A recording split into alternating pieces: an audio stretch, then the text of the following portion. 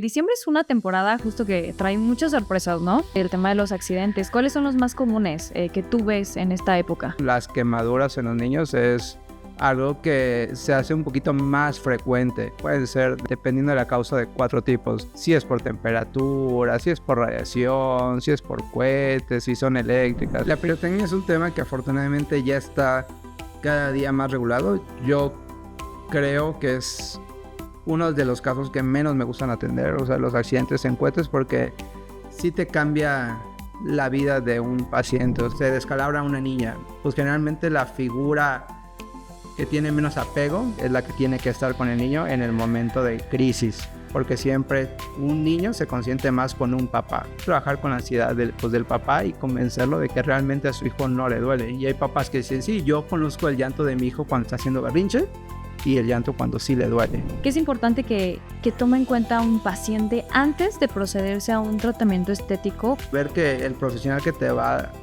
a hacer el tratamiento sea un cirujano plástico, estético y reconstructivo. Si van a tomar la decisión de hacer una cirugía estética, fíjense bien que esté certificado el doctor. Número 2, en dónde te van a operar, que sea un lugar de confianza, como Hospital Moscati, claro.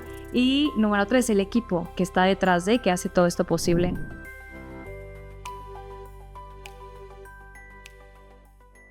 Hola, ¿cómo están? Bienvenidos a un episodio más de Podcast Hospital Moscati. Nos emociona muchísimo que estén aquí atentos a aprender, a recibir más información y a pasar una plática agradable con nuestro invitado. Les doy un poquito del contexto del invitado que tenemos el día de hoy, que es el doctor Alejandro Soler. Es un médico especialista en cirugía plástica y reconstructiva con subespecialidad en cirugía de mano, microcirugía y nervio periférico. Con más de 8 años de experiencia en el sector público y privado, se ha posicionado como un referente en procedimientos reconstructivos que requieren precisión, sensibilidad y profundo criterio clínico. Su formación y práctica lo han llevado a participar como ponente en congresos nacionales e internacionales, fortaleciendo su preparación académica y manteniéndose a la vanguardia en técnicas quirúrgicas modernas. En Hospital Moscati, el Dr. Soler cumple un rol fundamental dentro del área quirúrgica, atendiendo emergencias, reconstrucciones complejas y casos que demandan una visión técnica integral y humana. Su trabajo contribuye directamente a la misión del hospital: ofrecer atención médica de excelencia, confiable y centrada en el bienestar del paciente. Doctor Alejandro, ¿cómo estás? Bienvenido. Hola, muy buenos días. Muchas gracias por la invitación. No, gracias a ti. Qué bueno que te tomaste el tiempo de tener una plática aquí con nosotros en Podcast Hospital Moscati. Estamos muy emocionados porque en este episodio pues vamos a platicar un poquito de que ya viene diciembre. Y es una temporada que la verdad a veces los accidentes están a la orden del día, ya sea por quemaduras, caídas o lesiones domésticas. Y muchas veces son cosas que no podemos controlar. Y pues tú como doctor creo que tienes ahora sí que toda la experiencia de lo que pasa con esto. Y creo que son experiencias, más bien accidentes que se pueden evitar, ¿sabes? Son cosas que podemos prevenir y que justamente vamos a platicar un poquito de ello, de cómo sucede, ¿no?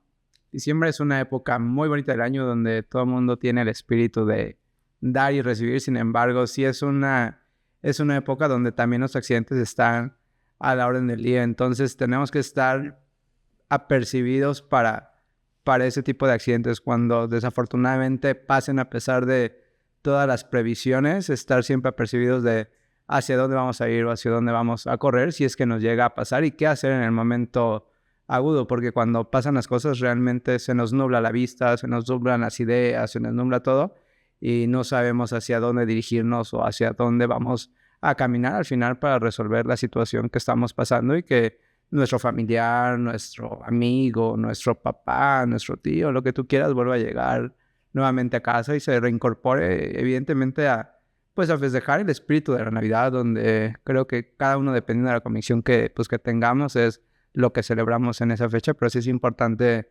para mí como médico que las personas puedan reincorporarse nuevamente con sus familiares queridos y poder pasarlo en familia y unidos como debemos estar.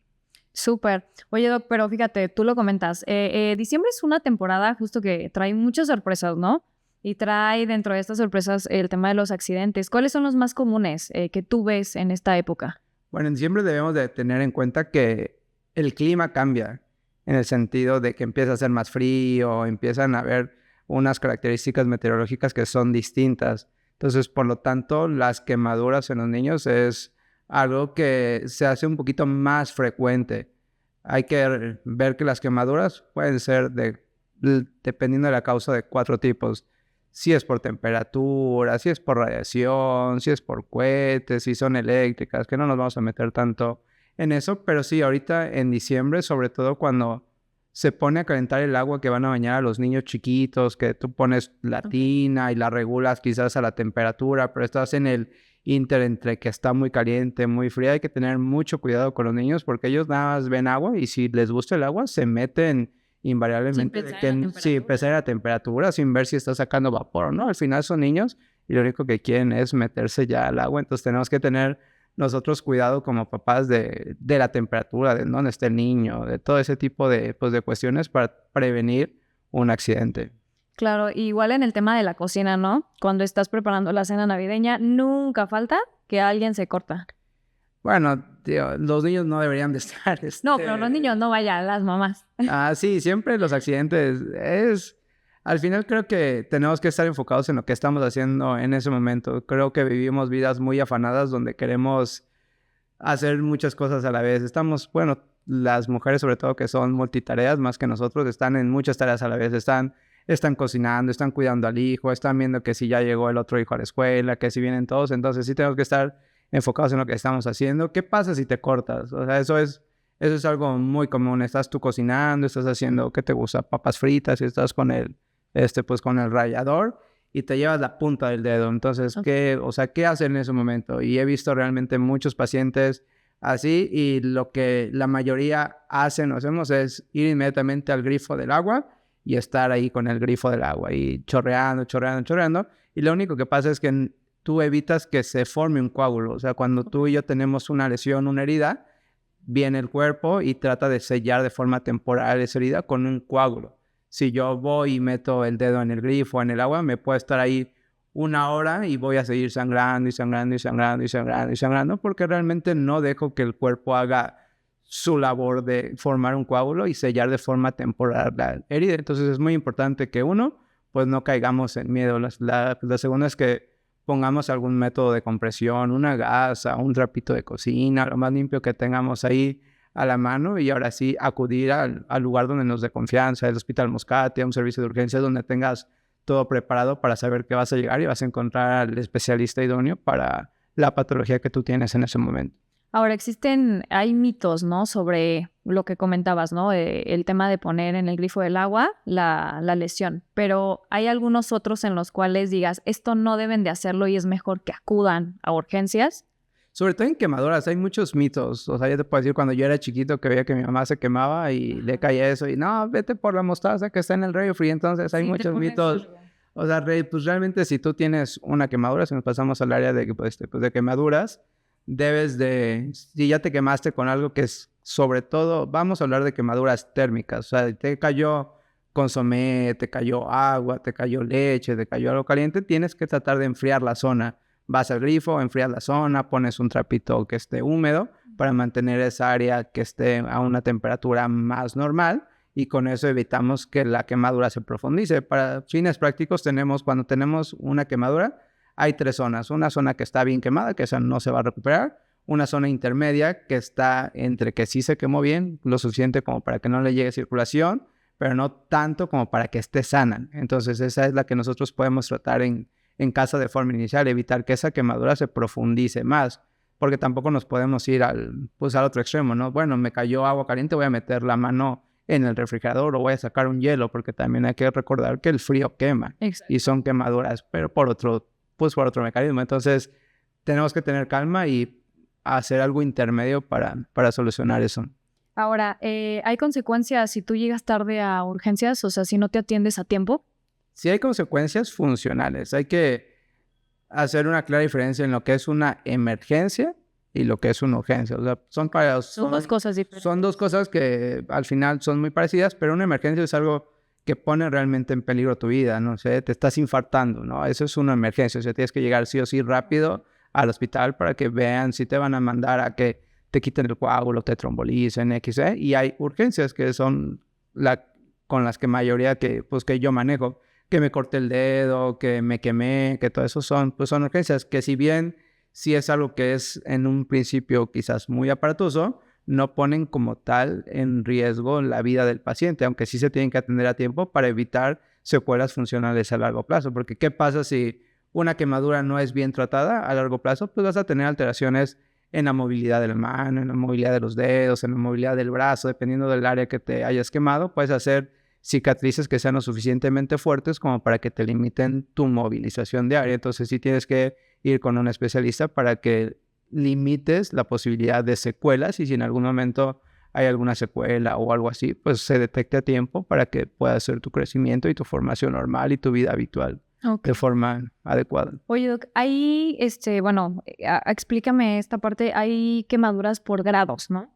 Sí, hay básicamente 3 grados, digo, o sea, pues se subdividen, pero si lo hacemos para fines del podcast, es la del primer grado, es la solar, cuando tú vas a la playa, que te quemas y luego regresas al cuarto y no toleras que te caiga el agua ni nada, son quemaduras que cicatrizan en promedio en 7 días, son las de primer grado. Luego van las de segundo grado, que esas se subdividen a su vez en superficiales y profundas, pero la característica de todas de ellas es que van a ser ampollas. Entonces, si tú ya ves en una quemadura que ya tienes ámpulas, esa ya es una quemadura de segundo grado. Y esas son en las que nosotros vamos a actuar para evitar que se profundicen. Y esas a su vez hay unas superficiales y unas profundas. Eso depende de qué tanto abarca la superficie de la piel en profundidad. Entonces las de segundo grado profundo ya son las que tardan más de 3 semanas en cicatrizar, que son las que tenemos que nosotros manejar quirúrgicamente, y las de segundo grado superficial son las que nosotros tenemos que atender de forma oportuna para evitar que se profundicen y se hagan más graves. ¿Por qué se puede profundizar? 1, porque se infecten. 2, porque no se les haya dado el tratamiento adecuado de forma inicial.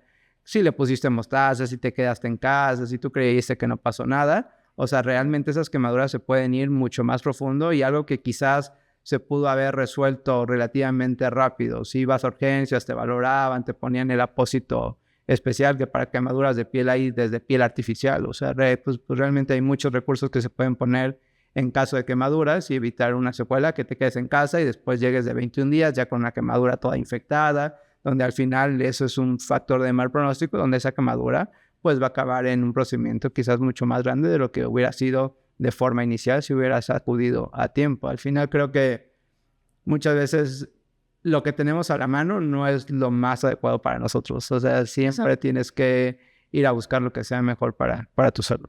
Yo creo que eso es importante porque en casita, de eso se trata el podcast, informar a la gente. Entonces, hay muchas veces que tenemos un accidente en casa y nos limitamos porque no sabemos en qué momento ya es decir, tengo que ir a urgencias. Si yo tengo una quemadura, ahorita tú ya me puedes decir a partir de qué grado tienes que ir y atenderte porque esto puede complicar. Entonces, hay veces que en casa decimos, no pasa nada y me pongo el remedio y listo, y a la larga esto trae consecuencias.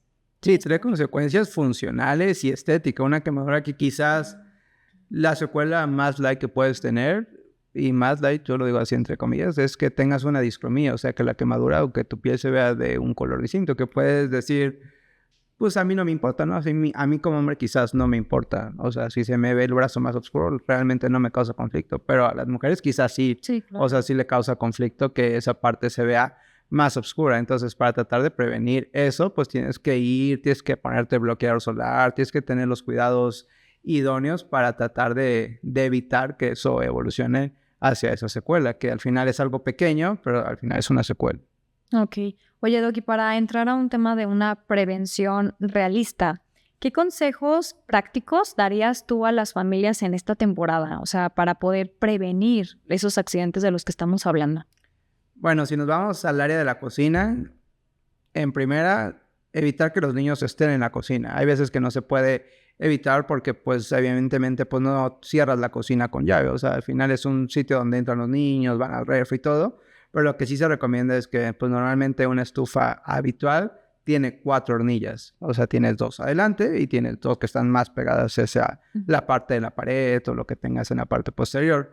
si tú quieres prevenir como tal un accidente, es mejor que tú utilices las hornillas que están más hacia atrás. Así evitas que si el niño llega, tome la olla o agarre algo, porque al final le va a quedar mucho más lejos y va a tener que estirarse mucho más para eso. Eso es algo que realmente no tomamos en cuenta, porque por comodidad utilizamos la primera hornilla, la que nos queda más cercana. Es lo más cómodo, pero en caso de niños es mejor utilizar las hornillas que están más hacia posterior para evitar que los niños tengan contacto con ella. Otra cosa, afortunadamente la mayoría de las estufas ya tienen esta parte de encendido inteligente, donde tú abres la hornilla y no se prende, o sea, tiene sensores. Entonces también eso es muy adecuado por si llega el niño y quiere prender la estufa, no la pueda prender. Otro consejo es, si tú vas a usar una olla, evita que la parte del asa de la olla esté hacia la superficie o hacia la parte donde los niños se puedan agarrar, porque si el niño va caminando y ve el asa de la olla, es mucho más fácil que se agarre y se la traiga y se le eche encima. Así esa parte del asa, en lugar de que la tengas hacia el lado donde estás cocinando, la tengas hacia el lado de la pared. O sea, tienes menos superficie de contacto para que pueda haber un accidente como tal. Ok, importante que en casita tomen eso en cuenta, porque sí, son cosas que a veces lo vemos muy común y decimos no pasa, pero sí pasa. ¿Qué más podemos hacer en casa? Otra cosa importante es los conectores. Hay que tener mucho cuidado en los conectores. Uno, en que no tengamos cables pelados, porque es muy frecuente que ya está haciendo corto algo y lo dejemos y nos hagamos como de la vista gorda y los niños llegan y si hay un cable pelado tenemos riesgo de que el niño tenga una quemadura eléctrica. Si tenemos la posibilidad de que nuestros contactos estén protegidos con tapas, como lo están en los hospitales, también es muy conveniente para que los niños no vayan a meter los dedos o no vayan a tener algún accidente, porque acuérdense que la electricidad también causa quemaduras y hay veces que la quemadura por electricidad es mucho más grave que una quemadura térmica. Si es de un voltaje suficiente, es mucho más grave. Exacto. Sí, y eso a veces pensamos que no y que no tiene nada de malo, pero los niños por tema de curiosidad, ¿no? Traen como muchas cosas y no sabes en realidad con qué puede hacer como este efecto. Ese efecto también, o sea, algo que yo sí he visto también, y se los digo porque no es tan infrecuente como uno cree, cuando tú te estás, no sé si tú usas plancha de cabello. Sí. Entonces también es muy frecuente que los niños, o sea, estás usando la plancha de cabello, la dejas cerca de la cama o estás ahí con tu hijo y llega y el niño y pues le llama la atención porque estas planchas son muy visuales, Sí, son muy llamativas y he visto quemaduras severas en mano porque llegan y agarran la plancha que está caliente y se les quedan pegados los dedos. Entonces desde esa parte que dices, caray, es algo que quizás no me había puesto a pensar, o sea, tenemos que tener cuidado en dónde ponemos la plancha, que no esté al alcance de los niños, porque muchas veces por la prensa la dejamos ahí al alcance y el niño les llama la atención al final. Y en esos casos, ¿qué se hace? O sea, vamos a hablar ahorita un poquito de casos que has tenido, pero ya tocando el tema, llega el niño con la plancha y se quedan pegados los deditos, hay que meterlo a un tema ya quirúrgico, ¿cuál es el procedimiento? O sea, primero no perder la calma. O sea, primero no perder la calma. Eso es lo principal, no perder la calma.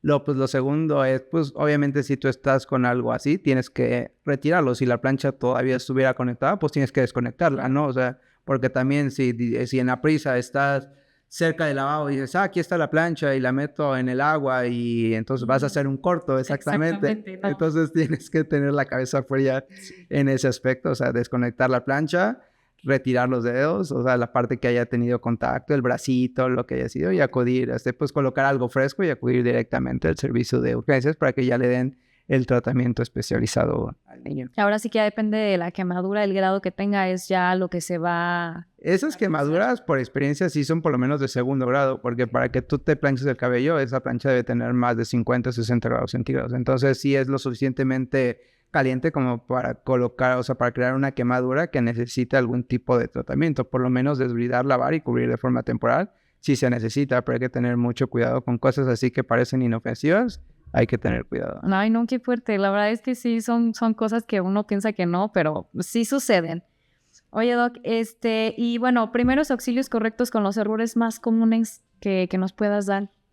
Los primeros auxilios en caso de quemaduras es enfriar la zona, cubrirla y acudir al servicio de urgencias. Si estamos hablando de una herida, es igual tratar de lavar la herida, cubrirla y acudir a un servicio de urgencias para el tratamiento definitivo. Pues dependiendo del tipo de accidente que tengamos, es lo que tenemos que hacer. Oye, y por ejemplo, ahorita también en tema de diciembre está mucho lo de la pirotecnia. ¿Qué digo? Ya está un poco más limitado, vaya. Pero hay casos todavía que siguen usando este tema. Han llegado casos, me imagino, ¿no? Donde pues explota. Sí, la pirotecnia es un tema que afortunadamente ya está cada día más regulado. Yo creo que es uno de los casos que menos me gustan atender, o sea, los accidentes en cohetes, porque sí te cambia la vida de un paciente, o sea, ver a niños mutilados porque les explotó un cohete sí es feo tanto para el familiar como obviamente para el niño.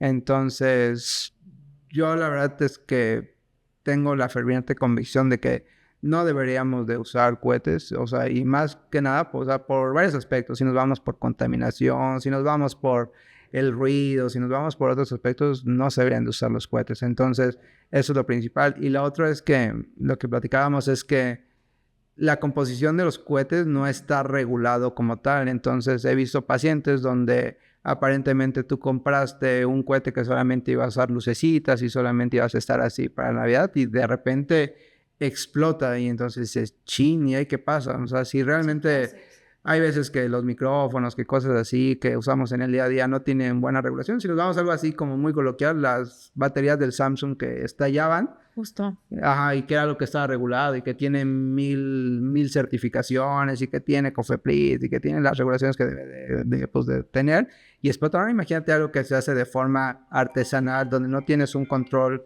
adecuado de las cosas, o sea, es mucho más sencillo que eso salga mal y que no evolucione o que no haga la función que decía hacer. Ahora, antes de entrar al tema del podcast, platicábamos el doctor y yo que muchas veces cuando pensamos algo, ¿no? De que el dedo se corta y hay solución, pero justo en el tema de la pirotecnia, lo que el doctor nos explicaba es que no, porque justamente, pues, la pirotecnia que hace, que explote, ¿no? O sea, no hay manera de que sea, pues... No son cortes limpios, entonces eso hace que el segmento que se amputó esté muy lesionado, o sea, está explotada la piel, están explotados los vasos sanguíneos. Para que tú conectes nuevamente un vaso sanguíneo, tienes que tener un vaso sano. Es como, pues coloquialmente, un cable. O sea, si este cable se despedaza todo, pues no lo puedo volver a conectar. O sea, necesito traer un cable nuevo para volverlo a conectar. Y quizás pues en caso del micrófono sea un poquito más sencillo, pero en caso de vasos, pues tienes que traer vasos nuevos de algún otro lado, que sí se llega a hacer y se toman estas venitas que tenemos aquí chiquititas, que te ves a trasluz. Esas venitas son del calibre de los vasos que van en los dedos. Imagínate, son vasos muy chiquitos, miden en promedio 1 milímetro de diámetro, 1 o 2 milímetros de diámetro. Entonces, es muy difícil volverlos a reconectar y tienes que poner algo que se llaman puentes venosos, que es llevar vasos sanos para otra vez volver a hacer esa conexión entre el vaso que está de forma proximal, que es el que lleva la sangre, y el vaso distal, que es el que va a llevar la circulación hacia el dedo, hacia la mano, hacia donde te hayas cortado, para volver a restablecer los flujos sanguíneos y vuelva a tener, por así decirlo, vida, ¿no? O sea, pues nuevamente el segmento. Funcionar y todo. Justo, aún así, el dedo, ya sea en pirotecnia o un corte, cuando otra vez se vuelve a colocar, ¿qué pasa? O sea, si es el mismo movimiento, hay secuelas. Siempre va a haber una secuela, o sea, al final quien te diga que hay una cirugía sin cicatriz es mentira, o sea, todo lo que te pase después de que tú y yo vayamos a cirugías, vas a tener algún tipo de secuela que yo como cirujano plástico trato de limitarla y que sea lo menos, pero siempre va a haber una secuela. Después de que tú y yo nacemos, por mucho que tengamos la mejor cicatrización, la fuerza de la piel es del 80% de la habitual. Eso significa que, por decir, pues si tú tienes una cicatriz ya previa y te vuelves a caer, es mucho más fácil que te vuelvas a abrir de la cicatriz porque no tienes la fuerza habitual, la de la piel que está sana. Entonces, nunca volvemos al 100%. Siempre el historial, vaya. Está el historial y ya de ahí partes, o sea, ese 80% que tienes más cuidado y quizás ya te pones sobreprotección y eso es otra cosa, pero sí, nunca regresamos al 100%. En el tema de las manos, cuando un dedo se amputa, pues, ¿qué tienes que reconectar? Tienes que reconectar vasos, tienes que reconectar nervio, tienes que reconectar la parte ósea y tienes que reconectar los tendones. Entonces, son varias estructuras que tienes que hacer para que al final el paciente vuelva a mover lo más habitual posible. Y también ahí pues vamos a fijarnos lo mínimo que necesitamos para una función básica de una mano son 2 dedos. O sea, necesitamos un pulgar y necesitamos un dedo que nos haga oposición. O sea, es lo mínimo que necesitas para que tú puedas hacer algo. No, pues no te estoy diciendo para que toques el piano, sino por lo menos para que tú puedas agarrar tu iPad, tu celular, necesitas por lo menos 2 dedos. Entonces siempre el pulgar es importante y es el que siempre tenemos que rescatar cuando hay un accidente, porque es el único dedo que tenemos en oposición. En oposición es que nosotros podamos llevar el pulgar hacia los otros dedos. Eso es una oposición. Yo no puedo llevar el dedo índice hacia el dedo meñique en oposición. O sea, no puedo yo agarrar eso. Entonces siempre debemos de tener por lo menos un pulgar y otro dedo. Entonces es lo que siempre tenemos que nosotros preservar como cirujanos plásticos y reconstructivos, la función. O sea, tenemos que tener por lo menos 2 dedos funcionales para que una mano pueda hacer cosas muy rudimentarias. Ok. Oye, Doc, y ahorita que tocabas el tema de los celulares, ¿no? Que también fue pues sí, como una temporada en la cual pues, salieron mal. ¿Te tocó algún caso? A mí la verdad es que no me tocó, pero sí, o sea, pues evidentemente que escuchas la noticia que en el vuelo tal estaban ahí y explotó el celular. Nunca me tocó, pues como tal un caso, pero sí, o sea, sí pasa. No, y qué fuerte, ¿no? Porque pues tú vas súper confiado, o sea, ok, tú dices, entendemos el tema de la pirotecnia y sabes, ¿no? Cuando lo haces, a lo que te expones. Pero cuando tú estás con tu celular... Yo creo que no sabes a lo que te expones realmente, o sea, porque yo realmente he platicado con los familiares de que, oye, ¿y por qué? Si usted sabe que los cohetes son peligrosos, por así decirlo, deja usted que prendan sus niños cohetes. Y me dice, no, es que se suponía que nada, eran de los que sacaban luces o esto y lo otro. Bueno, esa es otra, ¿no? Que no está regulado, que la mala información y que tú vas y compras algo y tú crees que realmente va a ser únicamente eso y no es como que tenga garantía, no es como que regreses, oiga, ¿a quién le reclamas? O con quién vas a decirle, oiga, ¿sabes qué? Su cohete que sacaba chispitas, le voló un dedo a mi hijo. ¡Qué fuerte! ¿A dónde vas y reclamas? Entonces, ahí la mejor prevención, pues, es no comprarlo. No hacerlo. No hacerlo porque no tiene la seguridad de que vaya a ser. Así que, si están viendo esto, no lo hagan. O sea, evitemos mejor accidentes y no lo hagan. Oye, y en casos, a ver, vamos a entrar ahora sí un poquito a los casos que has tenido en tema de urgencias. ¿Algún caso extraño que nos quieras compartir o técnicamente difícil que has tenido? Sí, hay casos raros. Una vez estaba en una consulta y un paciente me llegó así, oye, ¿y por qué viene un paciente que pues, realmente no se veía con alguna patología? No, es que me quiero cambiar las huellas digitales. ¿Cómo? Y yo así, ¿cómo te quieres cambiar las huellas digitales? ¿Por qué te quieres cambiar las huellas digitales? Ajá, y te empieza a hacer, pues obviamente pues no te va a decir, ¿qué cree que yo soy un super narcotraficante? Y yo, o sea, porque pues no vas a tenerlo, ¿no? Entonces, o sea, te voy a inventar una historia. En ese momento me inventó una historia de que lo habían deportado a Estados Unidos y quería regresar a Estados Unidos, pero que si lo agarraban y cotejaban sus huellas, iba a ir preso. Y entonces, que quería regresar por una cuestión familiar. Bueno, ese no es el punto. Pero al final, la única forma de cambiar las huellas digitales es reimplantar los dedos. O sea, que te quite las puntas digitales de los dedos de la mano derecha y te los pase a la mano izquierda y viceversa.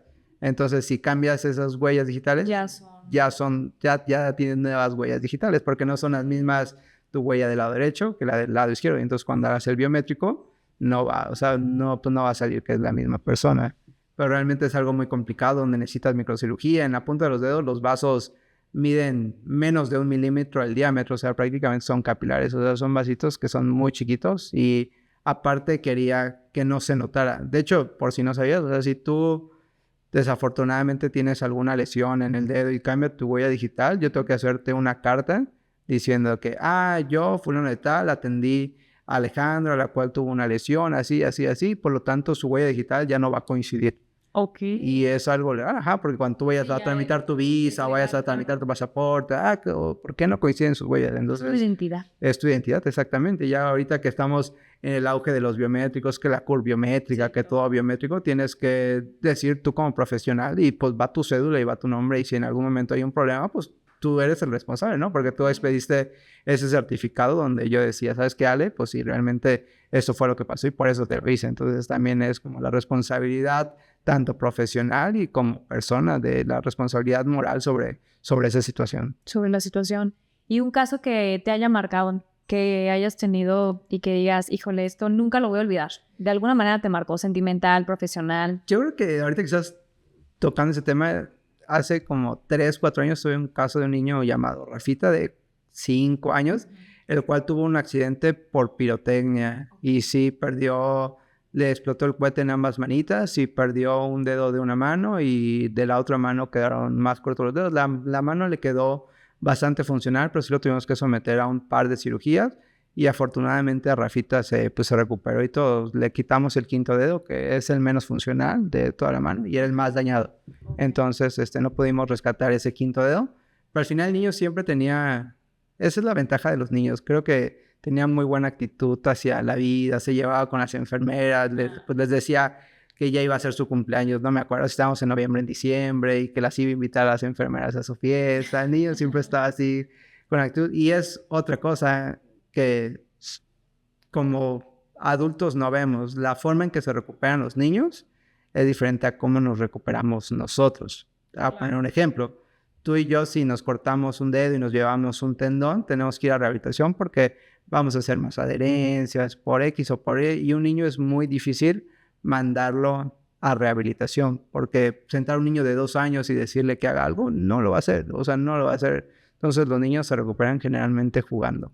Exacto. Entonces, le pones la plastilina y en un principio el niño como que agarra y no quiere agarrar y excluye el dedo, pero ya cuando va integrando su cerebro que ese dedo ya no está dañado, lo van integrando ellos solitos a su día a día y ya los ves en 3 meses y el niño ya hace y deshace con su mano y ya los papás estaban más preocupados que lo de, es que ¿qué voy a hacer con mi hijo si se quiere acostar sobre ese lado? Y yo, pues señora, tranquila, no se va a acostar porque el niño pues le va a doler, o sea, pero son cosas que muchas veces nos sobrepreocupamos cuando los niños son sabios, o sea, al final el cuerpo es un mundo completamente y o sea, por eso tenemos terminaciones nerviosas, por eso tenemos tantas cosas que hace o que evita que nosotros nos lesionemos. Y hay un impacto emocional, ¿no? En lo que dices, como en estos casos que tratas, de cómo ves en el tema, por ejemplo, de Rafita, que fue su recuperación, las ganas, el ánimo, y que tú ya como doctora hasta dices, híjole, qué padre que tenga como ese ánimo de seguir adelante. Sí, creo que es el ánimo y la parte, yo creo que algo difícil de conciliar es la parte de mamá, papá, porque siempre que hay un tema así, queremos buscar algún culpable. O sea, yo voy con mi hija y se cae, ay, fue tu culpa porque no la cuidaste, ¿no? O sea, porque no estabas pendiente, ¿no? Tú como esposa no me puedes reclamar, ¿no? Pero al final son accidentes, o sea, creo que lo que debemos de hacer es trabajar en equipo, o sea, en equipo con tu pareja, o sea, decir, ¿sabes qué? Bueno, se cayó, fue tu culpa, fue la mía, fue el destino, fue lo que tú quieras. O sea, al final, pues son niños y pues un niño que es sano, pues va a estar tocando todo. O sea, un niño que está desafortunadamente enfermo, pues va a estar en cama y las posibilidades de que se lesionen son menos, ¿no? Porque estás solamente en una cama. Pero si es un niño sano, va a estar tocando, va a estar metiendo los dedos, va a estar haciendo muchas cosas. Entonces, pues yo creo que lo importante es que trabajemos en pareja, porque siempre en esos momentos de estrés tendemos a culparnos como papá y como mamá uno al otro. Y entonces al final es algo que no somos, o sea, no somos competencias, sino somos un equipo. Y entonces tenemos que ir en equipo al solucionar el evento adverso. Pues, bueno, está llorando mi hija, pues ¿quién es el más fuerte? Y eso sí me pasa muy frecuentemente. Se descalabra una niña. Pues generalmente la figura que tiene menos apego es la que tiene que estar con el niño en el momento de crisis. Porque siempre un niño se consiente más con un papá, ya sea o sea, dependiendo de la figura, papá o mamá. Entonces hay veces, por decir pues yo me acuerdo de chiquito que si mi mamá me decía, ahí te quedas, ¿no? Y si papá te decía las cosas, como que, mi papá es más barco, entonces puedo hacer más cosas. Entonces, en el momento del hospital es lo mismo. O sea, pues realmente tiene que estar el papá que esté mucho más firme con el niño, porque si no, el niño va a hacer lo que él quiera. O sea, porque al pesar... El famoso berrinche, ¿no? El famoso berrinche, exactamente. Y entonces ahí tienes que decir... Y tienes que trabajar mucho al papá. Yo veo muchos niños también en urgencias por suturas, porque se descalabró y todo. Y tienes que trabajar mucho al papá. Y ya me ha tocado de niños que están muy tranquilos, o sea, al momento pues del procedimiento, y ves a la mamá y está en un llanto, o al papá está llorando. Y entonces imagínate, tú como niño tienes una persona que es de seguridad, o sea, que es tu papá o es tu mamá o es quien te llevó. Y si tú ves que esa persona que a ti te da seguridad te está llorando y a ti te están haciendo algo, ¿qué vas a pensar tú como niño? Pues algo está mal. Y entonces vas a volverte llanto. Entonces tenemos que ser conscientes de esa parte. Y hay muchos niños, créeme que no es tan infrecuente, después de los 4 o 5 años donde tú sacas a la mamá o al papá y parece magia y el niño se deja hacer las cosas. Como ya no tienes una persona con la cual te consientas, Claro. Ya se dejan hacer las cosas. O sea, realmente tienes que poner firmeza a la hora de la atención, porque pasa mucho eso, ¿no? De que no te subas a la mesa, no te subas a la mesa, 2, 3, 4, y como no hay consecuencias, el niño se sigue subiendo a la mesa, a la mesa, a la mesa, y lo mismo llegan a hacer a urgencias. No te muevas, no te muevas, no te muevas, pero como no tienes esa firmeza para el niño, para hacer las cosas, el niño hace lo que ha aprendido, que sabe que aunque se suba a la mesa no le van a decir que le baje, pero si llegas con alguien, pues realmente que te ponga la firmeza de decir, no, ¿sabes qué? Eso no lo hagas porque te vas a lastimar, y si lo haces van a haber consecuencias, y se la cumples. La verdad es que los niños aprenden, son muy inteligentes, los niños son tan inteligentes que nos manipulan como padres y como adultos. Totalmente. Son muy, muy, muy inteligentes. Entonces tenemos que ser más inteligentes en ellos en ese aspecto para evitar que nos manipulen a que nosotros hagamos las cosas. Y me acuerdo mucho de un niño de 13 años que no se dejaba suturar, y el papá es médico y no se dejó suturar ni por el papá. Y dices, no inventes, ¿cómo no te vas a...? O sea, tu papá es médico, sabes a lo que se dedica. Y llego aquí a urgencias y me dicen, no, doctor, no se deja, lo va a tener que meter a quirófano. Y yo, no he metido a un niño a suturar a quirófano, o sea, una herida chiquita, o sea, no lo voy a meter. Y tal cual, el niño, no me voy a dejar, saqué al papá, le dije, ¿sabes qué? Te tienes que quedar quieto, te voy a ir explicando. Lo que tienes que hacer como médico es darle seguridad al niño. O sea, ¿sabes qué? Estamos en un ambiente que es difícil, pero yo sé cómo solucionarlo. Eso le tienes que dar al niño. Y que entre en un ambiente de confianza. de confianza, de decir, bueno, que con la persona que yo estoy se ve segura. O sea, segura en su forma en cómo llegó, en su forma en cómo explicas, y explicarle todo. Y si tú le explicas al niño todo lo que estás haciendo, créeme que puedes suturar prácticamente a 9 de cada 10 niños, los puedes suturar en urgencias, y le vas explicando todo lo que estás haciendo. Oye, lo que sigue es que te va a poner anestesia, vas a sentir esto, vas a sentir que te presionan. Oye, lo que voy a hacer es voy a limpiar. Oye, lo que voy a hacer, algo así tan sencillo. Una vez me pasó que estaba pues suturando un niño, estaba bien todo, o sea, íbamos bien, y dije, no, pues ya la hice, o sea, ya no lloró el niño, y de repente de la nada empieza a llorar así, un llanto incontenible. Ay, yo, ¿qué pasó? O sea, ¿qué hice mal en el proceso? Así. Y llegué a casa porque mi esposa es odontopediatra, y pues llegué a casa y le conté, mi amor, es que ¿qué crees? O sea, íbamos bien en la carrera, íbamos paso a paso, y lloró el niño. ¿Y qué hiciste? No, pues es que nada. Y lo que pasó es que en algún momento el campo que le ponemos para eso le tapó los ojos. Y al momento que le tapó los ojos, el niño se asustó y perdió la confianza y empezó a llorar. Entonces, ¿qué hice desde ahora? Pues ahora un campo mega enorme para que le salga toda la cara y evitar que entre en ese pánico de que no veo. Entonces son cosas muy chiquitas que dices, o sea, porque iba también y de repente se descontroló y empezó un llanto incontenible. Entonces son así cosas que parecen, que son muy chiquitas, y me da mucha risa porque de verdad que aquí en urgencia dicen, no, el doctor Soler sí los puede suturar y puede suturar con todos los niños, pero realmente es porque les explicas al niño, porque al final o sea, un niño es muy inteligente y tienes que explicarle todo lo que le vas a hacer, qué le vas a hacer, dónde le vas a poner, por qué es necesario que lo sutures, qué no es lo que él quiera, qué es lo que es necesario para él. O sea, si tú le explicas eso, informarle al niño, el niño se va a dejar perfectamente. Y también tienes que, lo que te decía, que trabajar con la ansiedad del papá y convencerlo de que realmente a su hijo no le duele. Y hay papás que dicen, sí, yo conozco el llanto de mi hijo cuando está haciendo berrinche y el llanto cuando sí le duele. Exacto. Entonces, sí lo identificamos. Entonces ya si ya trabajaste con el papá y tienes un papá tranquilo, vas a tener un niño tranquilo a la hora del procedimiento y mentalizante. Al final, yo nunca traigo prisa. Ya luego al final pues me pongo a jugar con los niños ya media sutura, porque ya cuando se tranquilizan empiezan, ¿y falta mucho? ¿Y cuánto tiempo te falta? Y ya casi, y yo, ¿por qué tienes algo que hacer? Y se quedan así pensando, no sé, la tarea, algo, le dije, porque si tienes algo que hacer, si quieres regresas mañana y nos vemos a esa hora y volvemos a empezar. Y se quedan así como los niños, no, ya no quiero pasar por esto, ya de una vez. Entonces empiezas a jugar con los niños y se relajan, ¿no? Les pones, en un principio les ponía música de Disney para que se relajaran, pero luego vi que me relajaba más yo, entonces dejé de ponerla. Entonces hay veces que la música solamente es para relajar y para hacer ruido, pero sí manejas a los niños son muy bonitos y te dejan mucha satisfacción y se recuperan súper rápido y nos enseñan muchas cosas los niños que quizás como adultos hemos perdido, esa parte de la fe, inocencia y todo eso, y la parte de un pensamiento mágico, y mágico me refiero a creer en lo que va a pasar. Creo que eso nos enseñan los niños. Oye, Doc, ¿y te ha tocado supongo que siempre para cualquier procedimiento, sobre todo cuando son niños, el papá tiene que estar enterado de qué se va a hacer y qué se va a realizar. Pero cuando llegan a una urgencia, hay cosas que, pues, por ejemplo, si el dedo está muy dañado, sí o sí se tendría a lo mejor que retirar. ¿Se les avisa antes o la decisión se toma con ya los especialistas o cómo es el procedimiento en ese caso? Lo digo porque hay papás que justo puede que se nieguen a ciertas cosas. Tú llegas a un servicio de urgencias y te tienen que hacer una valoración inicial de lo que tú quieras. ¿Tienes un dolor de estómago? Bueno, te vamos a hacer una valoración. Yo creo que puede ser el apéndice, te hago un estudio. Sí es apéndice, ¿no? Vamos a ir a cirugía y te explican todo.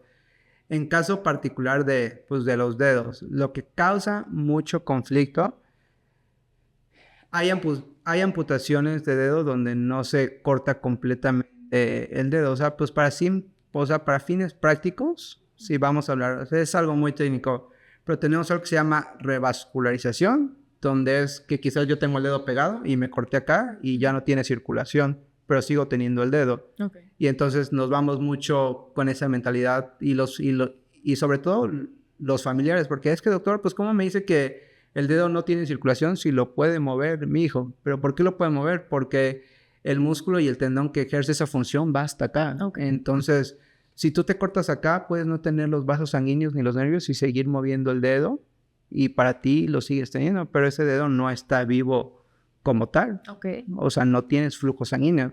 Entonces, la única forma certera de saber si un dedo tiene o no flujo sanguíneo es tal cual como cuando vas y te toman el azúcar, que te dan un piquetito y sangras. Los dedos que tienen circulación siguen sangrando. Los dedos que ya no tienen circulación, los puncionas, te sangran 2 gotitas y luego por más que los exprimes, por así decirlo, ya no sangran. O sea, porque también es algo que luego no sabemos, ¿no? O sea, si yo me corto ahorita el dedo, en esta parte sigo teniendo circulación dentro del dedo, ¿eh? Entonces podría parecer que sigue vivo porque tiene llenado capilar. Pero ¿qué va a pasar? Lo voy a picar, le va a salir la sangre que está en el circuito, se va a secar y ya va a dejar de tener ese llenado capilar. Entonces, desde el momento cero que llega el familiar, le tienes que poner todas las expectativas de cómo está el escenario, qué vamos a hacer, qué podemos esperar y hasta dónde podemos llegar con la cirugía, pero siempre todas esas cosas tienen que hablar desde antes, ¿no? Pues no puedes salir con sorpresas de, híjole, ¿qué cree que ya salió sin los dedos, ¿no? Por ejemplo. Exacto. Sí, o sea, tienes que decirle desde el momento serio y que el familiar esté de acuerdo de lo que está pasando y que diga, está bien, doctor, o sea, vamos, y que tengan esa confianza en ti, para hacer el procedimiento. Y créeme que uno cada vez que entra a quirófano trata de dejar todo, o sea, todo. Yo creo que ningún médico ni ningún profesional en el ámbito que haga piensa en que van a salir mal las cosas o que van a hacer las cosas a la vez. Entonces siempre piensas en lo mejor para tu cliente, para el paciente, para lo que tú quieras. Entonces uno siempre va paciente. Para eso. Ok, perfecto. Oye, Doc, y ya que hablamos también un poquito de esto de procedimientos, pues también hablamos de que haces procedimientos estéticos. Sí, soy cirujano plástico. Exacto, cirujano plástico estético. Ahí también sé que hay muchos mitos, muchas realidades en cuestión a, pues sabes, liposucción, implantes, que es importante tomar en cuenta, porque también mucha gente que nos ve puede que te conozcan por el trabajo estético, que es importante que tome en cuenta a un paciente antes de procederse a un tratamiento estético al momento de elegir al doctor. Al momento de elegir al doctor, lo que tienes que hacer es, uno, el doctor que te va a operar es lo que dice ser. O sea, si tú vas a contratar un abogado, pues ves que sea abogado. Si tú vas a cualquier lado, o sea, ver que el profesional que te va a hacer el tratamiento sea un cirujano plástico, estético y reconstructivo. De hecho, nosotros tenemos un consejo de cirugía plástica donde cada uno de los cirujanos plásticos que estamos aquí a nivel nacional y en Querétaro y aquí en el Moscato tenemos que estar certificados. ¿Eso qué significa? Que cada 5 años tú debes de decirle al consejo, oye, ¿sabes qué? Estos 5 años estuve trabajando en el Hospital Moscato y operé tantos pacientes. Aparte fui de los 5 congresos que habían anuales, fui a 3 congresos y aparte de esos congresos di clases en tal universidad y aparte de eso estoy haciendo investigación. Entonces al final vas juntando puntos y eso hace que el consejo diga, ok, es un cirujano plástico, pero aparte está actualizado, o sea, está yendo a congresos, se mantiene activo, está operando, entonces es un cirujano que está recertificado, está certificado y ese certificado dura 5 años. De hecho, en los hospitales grandes como ese no te dejan operar si no estás certificado. Y haz de cuenta, ajá, exactamente. Entonces tú puedes entrar al Consejo Mexicano de Cirugía Plástica y buscar mi nombre o buscar el cirujano que te dé confianza y buscar, bueno, realmente uno es cirujano plástico. Si tú ves que dice cirugía estética, es diferente. Ya es diferente, completamente. Para ser cirujano plástico necesitas primero acabar medicina. Lo segundo que necesitas es hacer un examen para entrar a una especialidad, donde compites con todos los médicos a nivel nacional para encontrar un lugar para entrar a hacer la especialidad. Tienes que hacer por lo menos 2 años de cirugía general y luego hacer nuevamente un examen entre todos los que ya se quedaron de cirugía general y que quieren ser cirujanos plásticos, y tienes que demostrar de alguna forma que eres tú el más apto para irte a hacer cirugía plástica. Entonces, realmente las posibilidades de que un médico sea cirujano plástico es menos de 1 en 100, o sea, es muy bajito. Por eso creo que sí es importante verlo, porque muchas veces, nos dejamos guiar porque nada más dice estético y muchas veces no vemos esa diferencia, y ahorita que ya lo aclaras, pues claro que hay un mundo. Es una diferencia porque hay una universidad que tiene un reboe por este gap legal que hay, que no nos vamos a meter en cuestiones políticas ni nada, pero donde tú puedes ir y pagar como tal un curso donde vas los fines de semana o tomas clases en línea y después de 2 años te dan en línea y vas a hacer prácticas una vez cada no sé cuánto y te dan como tal un diploma de una maestría, que es maestría en cirugía estética y longevidad. Entonces, y ya con eso se amparan para poder operar. Pero, pues, ¿qué comparas una maestría de 2 años en línea a una formación de un médico que equivale a hacer guardias? A mí me tocaron cada tercer día, o cada cuarto día, a estar entrando a quirófano prácticamente diario, a pasar visita a los pacientes, a irte a la consulta. O sea, no puedes equiparar un título de especialidad que además se lo da a una universidad prestigiada, o sea, llámese la UNAM, la Autónoma de Nuevo León, lo que tú quieras, o sea, son universidades grandes, a un diploma de una maestría donde te lo va a dar la universidad patito. O sea, realmente no puedes tú equiparar, o sea, es como que tú quieras equiparar algo de marca con algo que no es, o sea, no es forma de no hay manera de equipararlo en los procesos, en la tecnología, en la capacidad, en todo lo que se formó, no hay manera. Y ahora estamos hablando de algo muy importante, que es la vida de la persona. O sea, realmente las personas que se arriesgan a no checar como toda esta parte y van con un doctor que no tiene, pues ahora sí que la especialidad en esto, pues hay muchos riesgos. Claro, el riesgo de las complicaciones, o sea, evidentemente, para que tú y yo no tengamos riesgos de que nos caigamos de un avión, pues ¿qué tenemos que hacer? No subirnos en un avión, ¿no? Claro. O sea, el que no se sube en un avión nunca se va a tener un accidente aéreo, nunca se... O sea, el único que no va a tener un riesgo de un procedimiento quirúrgico es aquel que no se somete. Ahora, dentro de los que se van a someter, pues tienes que buscar el que sea más confiable. O sea, ¿en dónde te van a operar? Pues te van a operar en una casa que está aquí, el red flag, ¿no? O sea, ¿cómo que en una casa? No es en un hospital, no es No, mira, te voy a operar aquí en mi consultorio, te voy a hacer aquí todo. Entonces son cosas que nos deben de ir prendiendo como alertas de decir, yo creo que esto no es seguro. O sea, sí. Y por como es lo que hablabas hace rato, o sea, si tú vas y quieres pues comprar pues un coche nuevo, pues no vas y lo buscas en el Facebook y vas al Facebook Market, o sea, vas y lo compras en la agencia donde todo se supone que es legal y luego tienes de todos modos problemas, pero es otro punto. Entonces igual en la cirugía plástica, o sea, tienes que ver que se vea seguro, que el hospital donde vaya sea un hospital que tiene terapia intensiva, que tiene banco de sangre.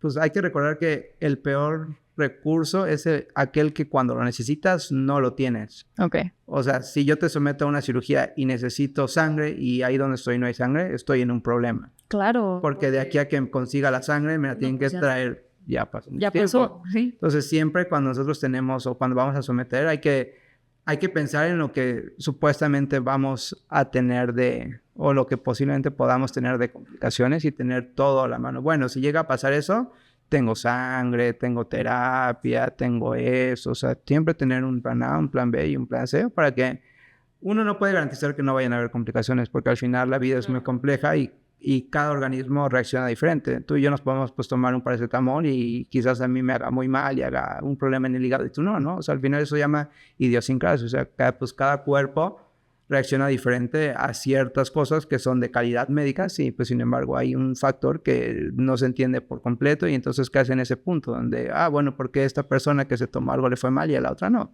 Claro. O sea, al final son efectos adversos y hay plataformas para hacer eso, pero lo que tenemos que hacer pues nosotros es anteponernos al efecto adverso. Bueno, si llega a pasar que necesito, una reacción alérgica, necesito tener una vía permeable, necesito tener tales medicamentos para la alergia, necesito tener todo eso listo por si se necesita. Claro, yo creo que eso también va muy de la mano justo en dónde va a ser la cirugía y el equipo que está en la cirugía, porque supongo que hay veces que los doctores improvisan y no tienen un equipo, un respaldo, ¿no? Y realmente, pues, a ver, el anestesiólogo, enfermería, o sea, son muchos, pues sí, mucho apoyo que tiene que estar sí o sí. Tienes que tener a tu equipo de confianza, o sea, tienes que tener a tu anestesiólogo de confianza, a tu enfermera de confianza, a tu circulante de confianza, a todo ese equipo con el cual sabes que tú trabajas el día a día, como lo que ustedes hacen. O sea, al final, cuando tú trabajas en una empresa, pues tienes cierta gente de confianza que al final todos somos instrumentos dentro de un cuerpo y el cuerpo, vamos a hablar de la cirugía en este caso, ¿no? Entonces, cada persona ahí cumple una función y no porque yo dé la cara y yo opere, soy más importante de lo que tú hagas. O sea, para que lo mío funcione, tiene que funcionar lo tuyo, porque si lo tuyo no funciona, lo mío tampoco va a funcionar. Por ejemplo, o sea, si tú instrumentas y tú esterilizas el material, si tú no esterilizas bien el material y no lo lavas bien y no lo metes a los procesos que tienes que meterlo, a mí se me va a infectar el paciente. Pues tú no lo vas a ver, pero yo voy a tener las consecuencias. Entonces, yo dependo completamente de que tú hagas bien tu trabajo para que nuestro trabajo salga bien. Entonces, esa parte de equipo es importante. Y yo creo que hay que recordar que cada persona del equipo es importante, porque es algo que muchas veces pues se nos olvida o tratamos de menospreciar, y sobre todo los pacientes hay veces que menosprecian la parte del equipo que no es tan visible, pero cada parte del equipo es esencial, y es tan esencial que si un cablecito de este micrófono falla, pues aunque sea muy bonito y todo eso, no va a funcionar. Exacto, y no se va a producir todo eso. No se va a producir todo eso, exactamente, y hay cosas que no están ahí.